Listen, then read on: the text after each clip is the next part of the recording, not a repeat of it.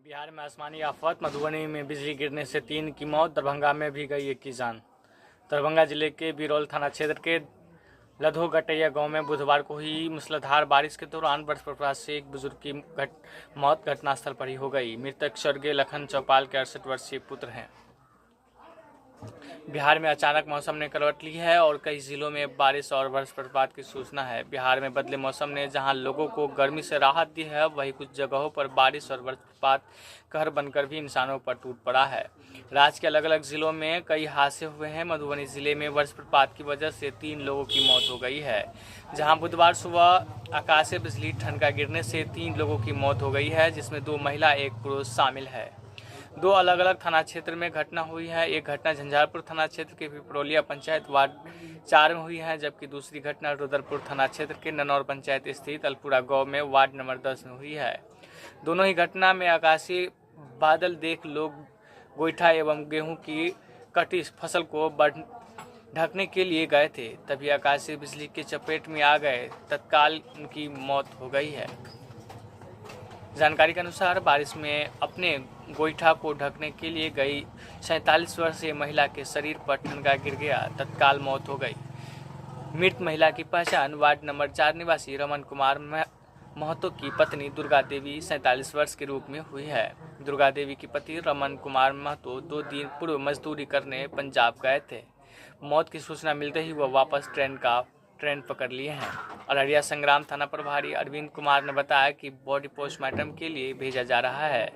आपदा के तहत हुई मौत की जानकारी आपदा प्रबंधन पदाधिकारी को भी दी जा रही है। दूसरी घटना अंधेठारी प्रखंड के रुद्रपुर थाना क्षेत्र के अंतर्गत ननौर पंचायत के अलपुरा गांव में घटित हुई है।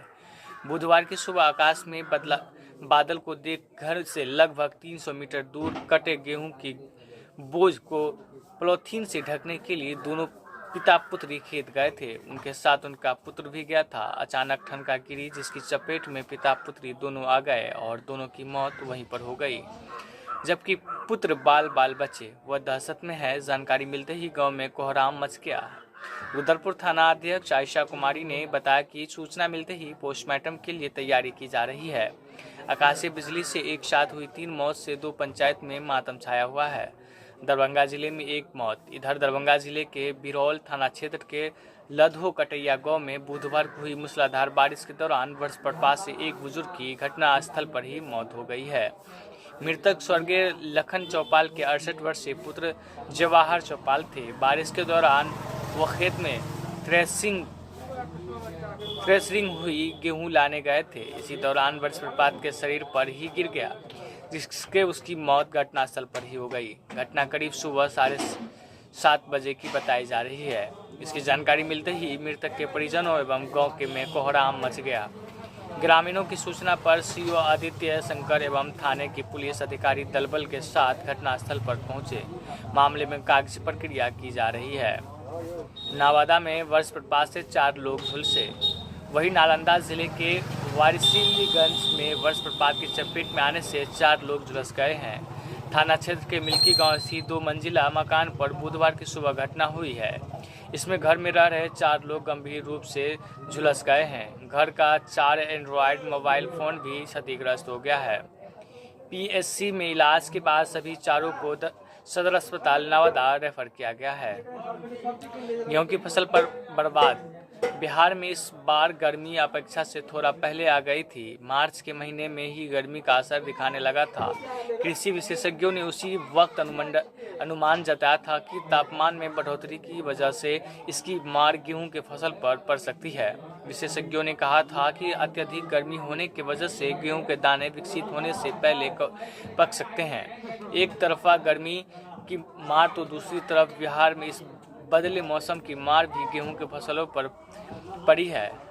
बेमौसम बारिश की वजह से कई जिलों में गेहूं के फसल को नुकसान हुआ है। इससे किसानों की चिंता बढ़ गई है। तेज हवा और बारिश से गेहूं की दाने कमजोर हो जाते हैं, जिससे उपज पर असर पड़ता है। मौसम विभाग ने पहले ही बताया कि कई जिलों में 50 किलोमीटर प्रति घंटा की रफ्तार से हवा चल सकती है। इसके अलावा 13 अप्रैल कुछ जिलों में बारिश का दौर रह सकता है। आपको बता दें कि तेज हवाओं की वजह से गेहूं की फसल गिर सकती है। इसकी वजह से कटाई में भी दिक्कतें आएगी। गर्म नम मौसम की वजह से गेहूं की फसलों में रोग लगने की संभावना अत्यधिक हो जाती है।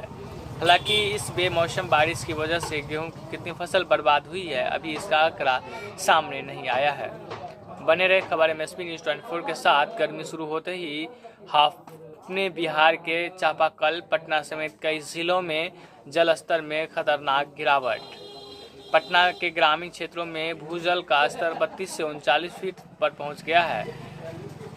गया के इमामगंज, डुमरिया और अंबेडकर बाजार, बांके बाजार के कुछ गांव में जलस्तर 80 फीट के आसपास है। अधिकतर चापाकल से पानी निकलना बंद हो गया है। गर्मी के मौसम में पेयजल की किल्लत बिहार की पुरानी समस्या है, लेकिन इस साल संकट के बाद कुछ पहले ही छाते दिख रहे हैं। इस साल अप्रैल महीने में ही पारा हाई हो गया है। इसका असर जलस्तर पर पड़ रहा है। राज्य के अधिकतर इलाकों में भूजल स्तर नीचे चला गया है। इसका असर फलों की खेती पर भी पड़ रहा है।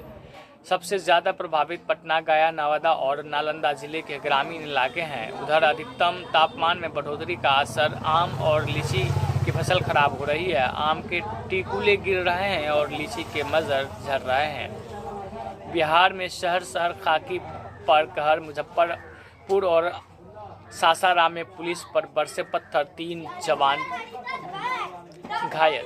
सासाराम जिले में पत्थरबाजी में 2 पुलिसकर्मी जख्मी हो गए हैं। जानकारी मिल रही है कि एक महिला भी यह जख्मी हुई है।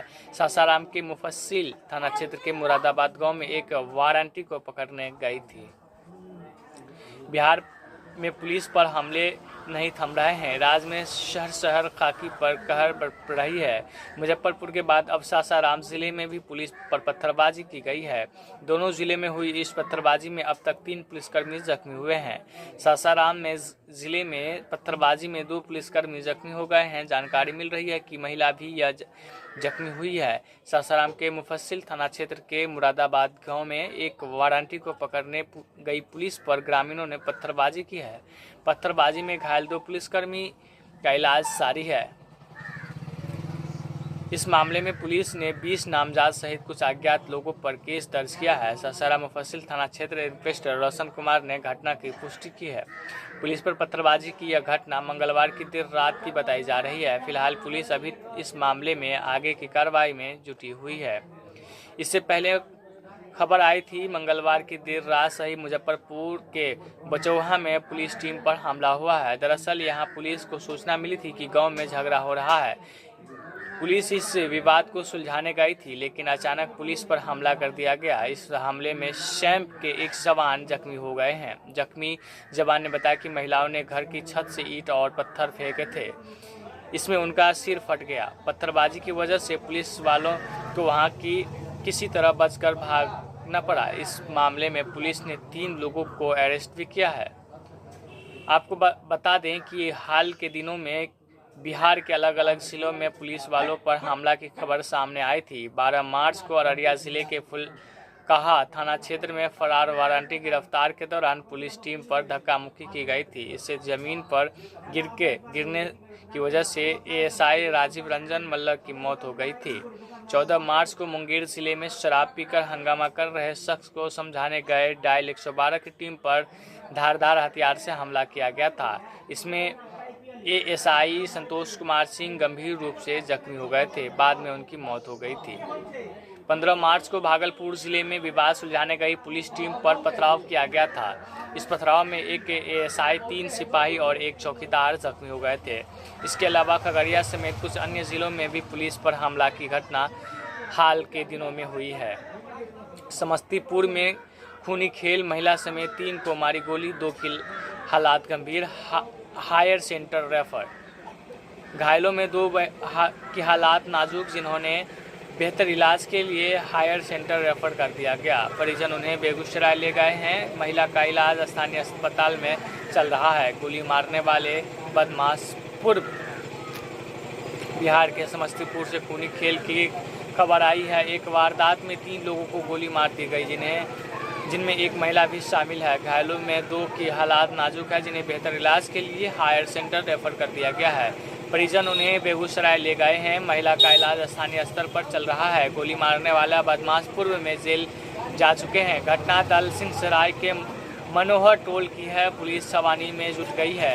हालांकि अभी तक किसी को गिरफ्तार नहीं किया जा सका है। घटना बीती देर रात की बताई जा रही है। आरोपी की गिरफ्तारी के लिए पुलिस कार्रवाई कर रही है।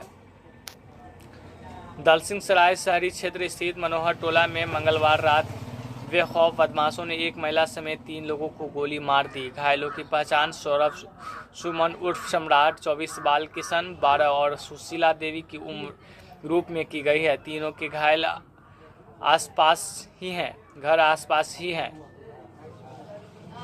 लोगों ने बताया कि बेलबन्ना के ही कुख्यात गोलू पासवान ने सभी को गोली मारी है। लोगों को जुटते देख वह पैदल ही भाग गया। पुलिस मामले की जांच में जुटी हुई है। ग्रामीणों ने बताया कि गोली लगने से जख्मी बेलबन्ना मोहल्ले के पप्पू पासवान के भांजे सौरभ सुमन उर्फ सम्राट को निजी अस्पताल में भर्ती कराया गया है। वहां से गंभीर हालात में रेफर कर दिया गया है। सम्राट के सिर में एक गोली लगी है, वही बेलबन्ना के ही बाल किशन के सीने में गोली लगी है। गोली लगने से घायल सुशीला देवी मनोज की मां अनुमंडल अस्पताल में भर्ती है। दलसिंहसराय एसडीपीओ विवेक कुमार शर्मा ने बताया कि गोली मारने का आरोप गोलू पासवान पर लोगों ने लगाया है। पुलिस जांच कर रही है। गोलू पासवान कुख्यात बदमाश है जो पहले से भी जेल जा चुका है। पुलिस उसकी तलाश में जुटी हुई है। बिहार में चलती ट्रेन में महिला इंजीनियर से छेड़छाड़, विरोध करने पर धमकाने लगा। संपर्क क्रांति का यह है मामला। जानकारी के अनुसार महिला इंजीनियर मुजफ्फरपुर में नौकरी करती है। वह सुबह 6 बजे बगहा स्टेशन पर 12:55 एक संपर्क क्रांति सुपरफास्ट की M2 बोगी में सवार हुई। नरकटियागंज स्टेशन के पास पेंटिकर।